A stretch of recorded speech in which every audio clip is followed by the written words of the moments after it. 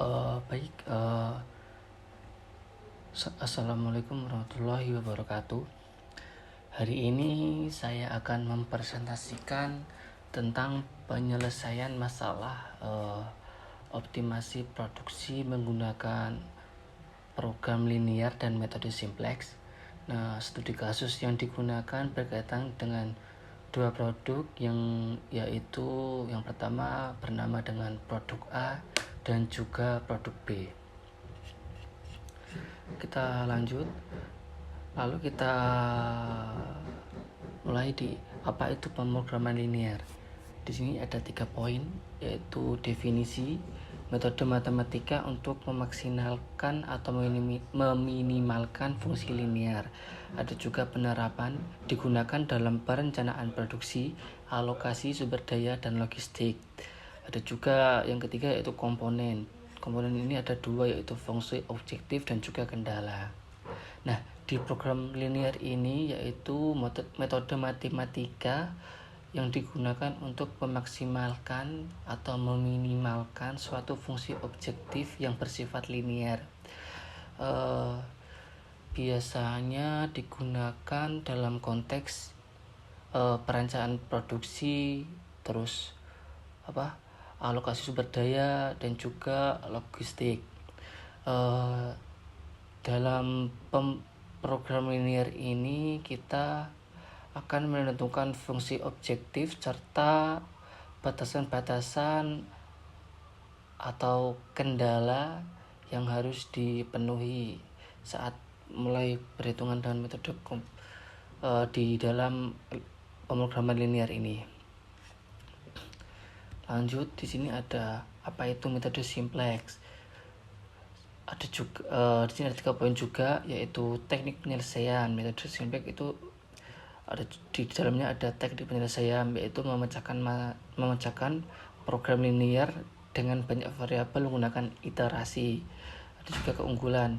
Di sini keunggulannya efektif saat metode grafik tidak digunakan lebih dari 2 variabel, dan juga ada juga proses mencari solusi optimal melalui tabel iterasi.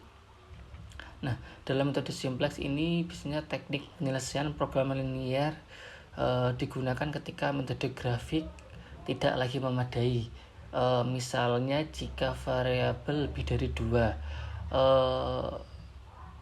Simplex biasanya menggunakan pendekatan tabel untuk mencari solusi optimal melalui iterasi atau observasi sih, gitu.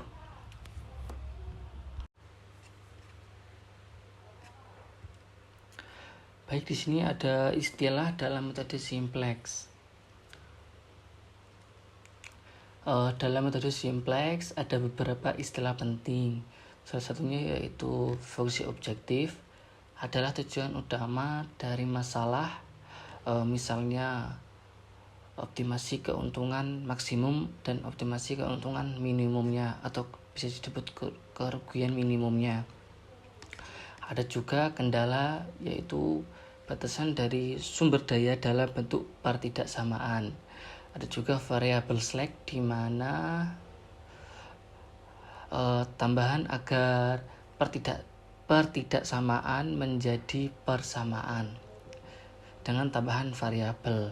Ada juga RAS, adalah nilai di sebelah kanan tanda sama dengan BV, variabel basis iterasi atau yang aktif atau masuk ke basis dalam proses iterasi.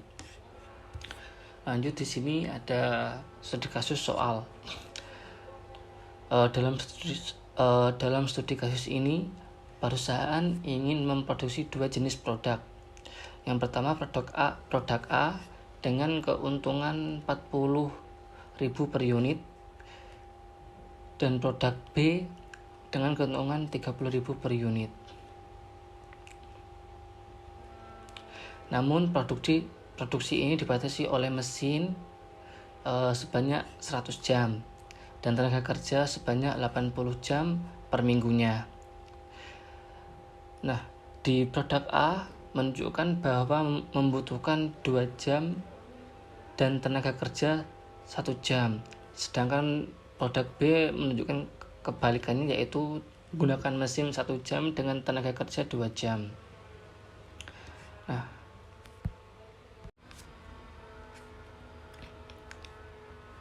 Nah, di sini ada model matematika yang saya buat. Pada tahap ini, kita menyusun model matematis dari soal. Misalkan, X yaitu jumlah unit produk A yang diproduksi, dan Y yaitu jumlah produk P yang diproduksi. Nah, di sini ada fungsi objektif.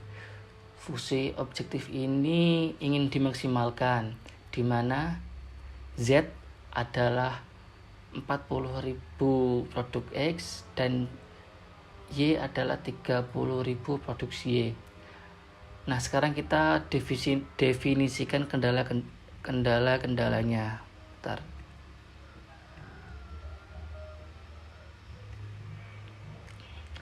Nah, di sini ada pertama adalah kendala mesin. Kendala mesin ini yaitu produk A membutuhkan 2 jam mesin per unit, sedangkan produk B membutuhkan 1 jam. Nah, waktu yang tersedia dari total mesin hanya 100 jam per minggu, maka kita akan membuat rumus 2X untuk mendefinisikan itu 2 jam mesin per unit, sedangkan produk B 1 jam mesin per unit dengan waktu yang tersedia 100 jam per minggunya. Lalu di sini ada kendala tenaga kerja. Di kendala tenaga kerja ini, produk A membutuhkan 1 jam tenaga kerja per unit, maka kita tulis X untuk mewakili 1 jam, plus di mana produk B membutuhkan 2 jam tenaga kerja per unit. Nah, total waktu yang tersedia untuk tenaga kerja yaitu hanya 80 jam per minggunya. Maka kita bagi di sini X 1 jam untuk tenaga kerja dan Y 2 jam untuk tenaga kerja, dari total waktu 80 jam per minggunya. Nah, lalu di sini ada kendala non negatif, di mana karena tidak mungkin memproduksi barang dalam jumlah negatif, maka kita buat rumus X, Y lebih besar dari 0. Itu.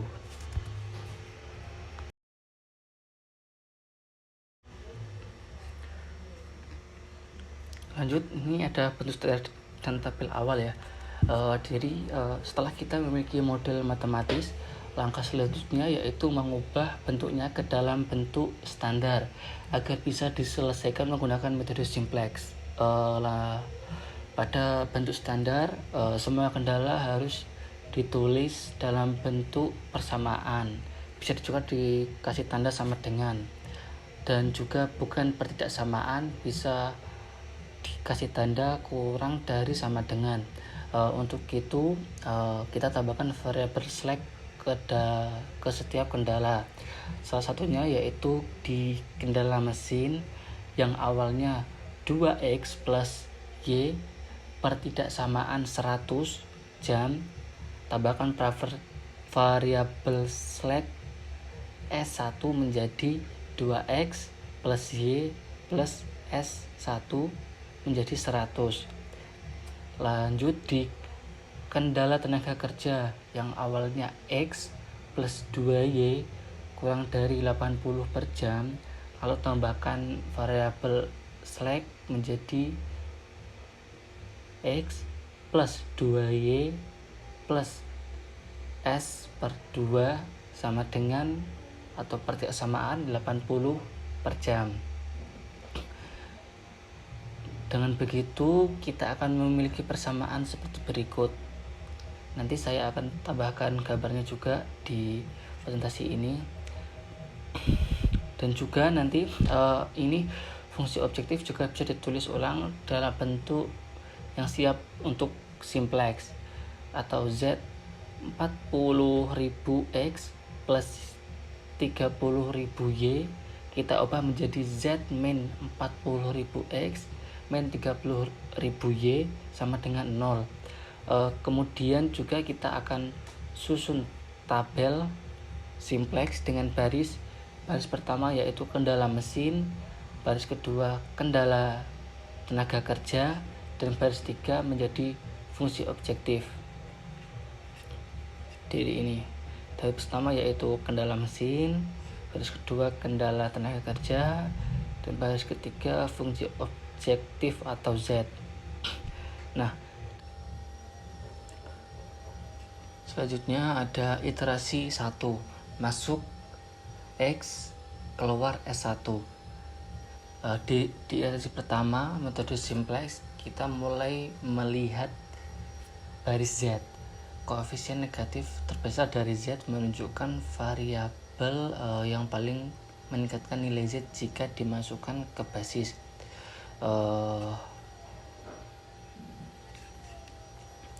Dalam hal ini X mempunyai nilai 4000, min 4000 yang lebih kecil dari min 3000 atau Y, sehingga X masuk ke basis selanjutnya.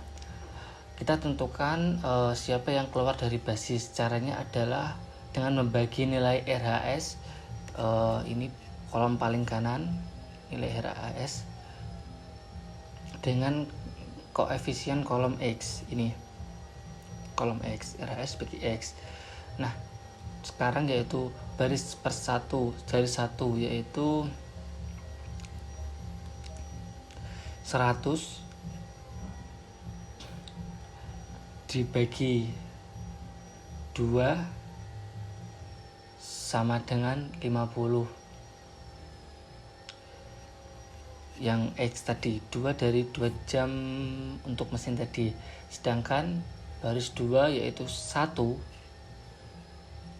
dibagi 80 sama dengan 30. Lanjut, karena nilai 50 yang terkecil maka S1 keluar dari basis dan digantikan oleh X. Nih.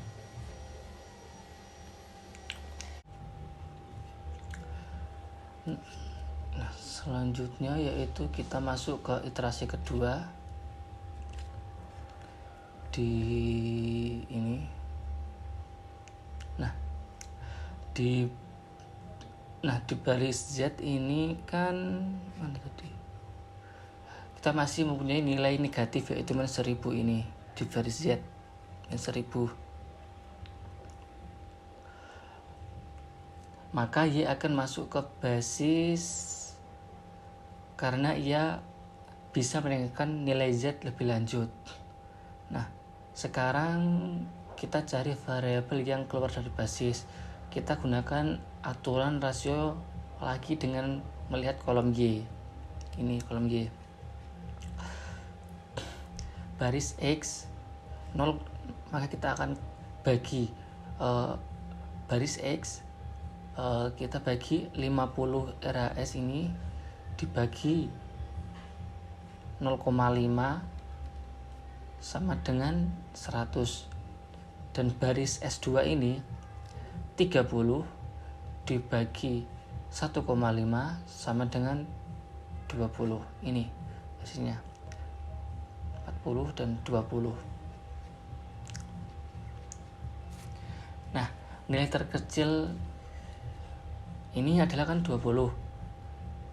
Maka S2 yang ini itu keluar dari basis dan digantikan huruf Y.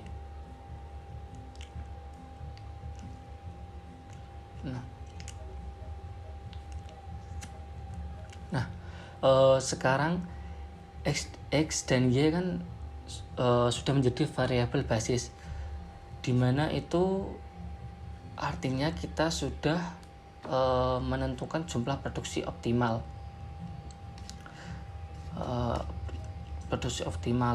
Dimana Y yang tadinya ada nilai negatif sekarang sudah tidak ada nilai negatif, dan nilai Z sekarang sudah mencapai 2.600.000. Nah, semua nilai dari baris Z sudah positif atau 0 dari X maupun Y. Ini baris Y, baris kolom X dan kolom Y. Jadi Ini adalah solusi yang sudah paling optimal, atau artinya tidak ada lagi variabel yang bisa menambah nilai keuntungan dan proses iterasi selesai. Lanjut yaitu ada kesimpulannya, yaitu solusi optimal. Produk A sebanyak 40 unit, sedangkan produk B sebanyak 20 unit. Di kolom ini ya, produk A sebanyak 20 unit, sedangkan produk produk 40 unit. Nah, total keuntungan maksimum di sini mendapatkan 2.600.000 dengan metode simplex. Efektivitas metode simplex sangat berguna untuk masalah dengan banyak kendala.